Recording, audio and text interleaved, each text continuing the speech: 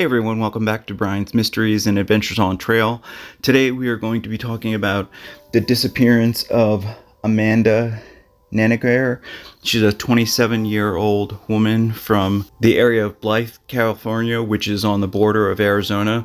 Before we get started with this video, I just want to say this is extremely frustrating and upsetting because of various reasons.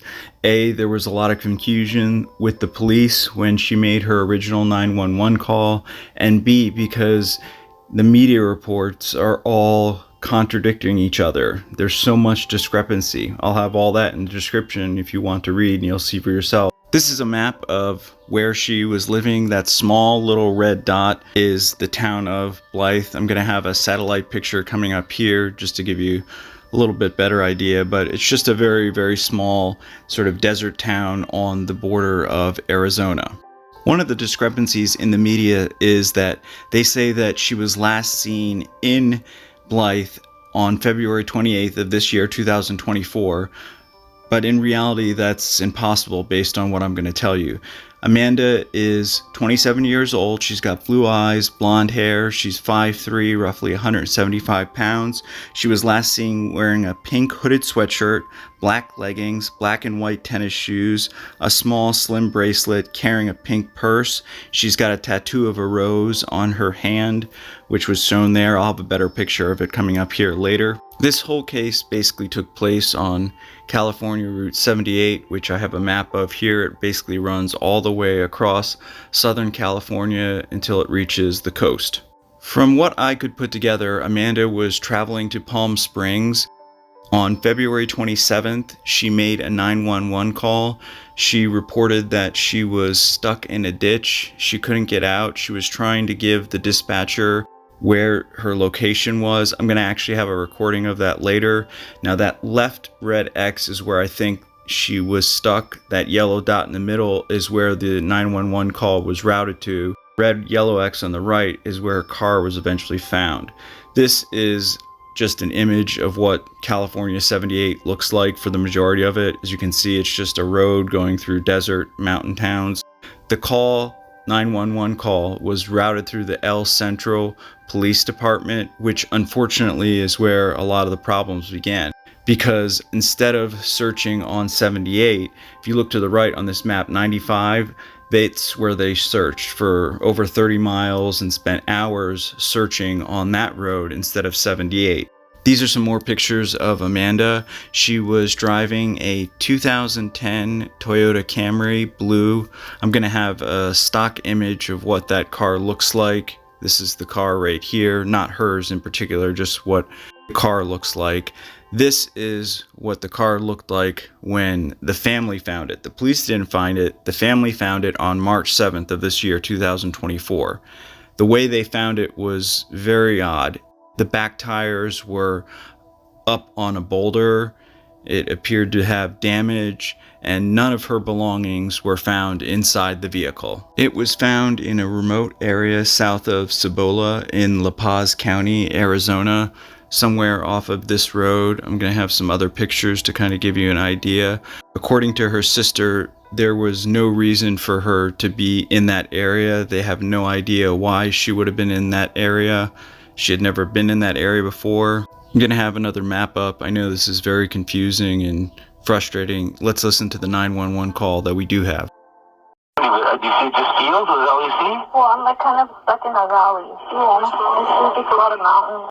I'm mountain and I'm wearing pink. Okay, so you're on Highway 78, you think? And then what would be the nearest cross street? I'm not sure. I think I failed. I'm trying to get a location on you, but I'm not getting one. That's all of the call that was released.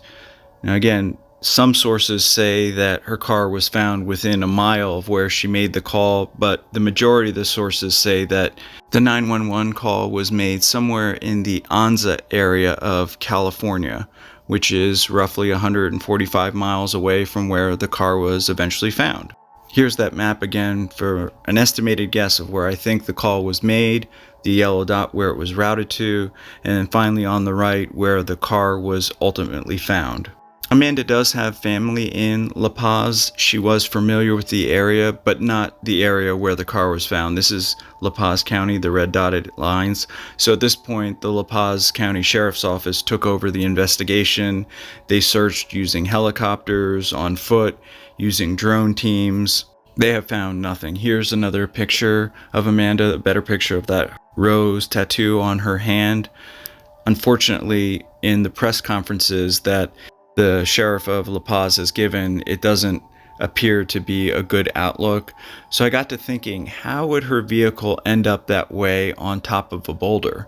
Then I thought, what if it's some kind of tow truck ring of criminals, or a company, or maybe just one guy or a couple of guys? Maybe a tow truck drove by and pulled up under the guise of offering to help her. Maybe she accepted that help, and because they were going in the direction of where she was familiar with, she probably maybe didn't panic at the time. Maybe when they got to that destination, the tow truck just dumped her car and then took Amanda somewhere. The police think that because they're so close to Phoenix, Los Angeles, and the Mexican border, where sadly the police statements say that there are a lot of bad things that happen within that region. I don't want to get into it because I'm trying to stay positive for the family. Here's just a map of where the car was found in the distance to Phoenix. This case reminded me in many ways of the disappearance of Daniel Robinson, which I covered at the time of his disappearance. He went missing in Buckeye, which is not that far from Phoenix and not that far from where Amanda's car was found. He is still missing.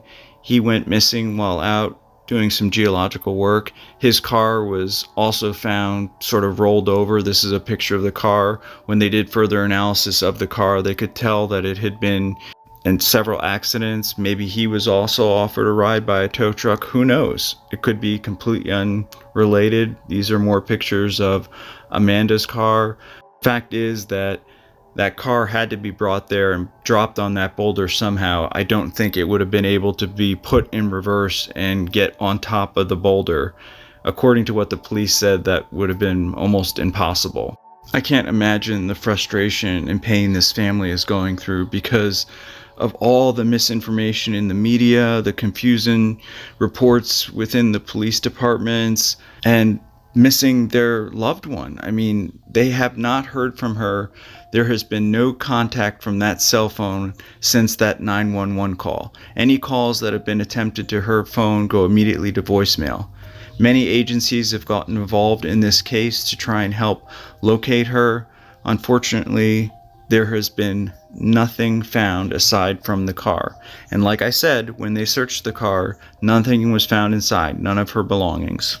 I'm really hoping that the police and other agencies or any private investigators are doing a detailed forensic analysis of the vehicle like they did with Daniel Robinson to see if that could spark any clues as to what could have possibly happened or to track the vehicle's movement in any way. I brought up the tow trucks because I remember reading years ago about this criminal case where this man was using his tow truck as a means to kidnap people and do terrible things. So it's very plausible that someone else is doing this, or a group of people. Who knows? I want to dedicate this video to Amanda, her family, her friends, all her loved ones, everyone that's out looking for her, the authorities, everyone that's trying to bring her home. I hope and pray that she is found safe and will be able to be reunited with her family. Like I said at the beginning, between the police reports and the media coverage, there are so many discrepancies. So if I got information wrong, I apologize. I'll have all the sources in the description if you want to do further reading or research yourself. Please share this video with as many people as possible. Hopefully the right person will see it with some knowledge of what happened to Amanda and come forward. If you have any information that you can think will help, please contact the La Paz County Sheriff's Office at 928-669-6141, and of course I'll have that in the description as well. Thank you all for watching. Special thank you to co.ag for providing the background music. Hopefully I'll see you all in the next one. Take care. Hey everyone, thanks for sticking with me to the end. I know this is a very difficult case and it's hard to watch.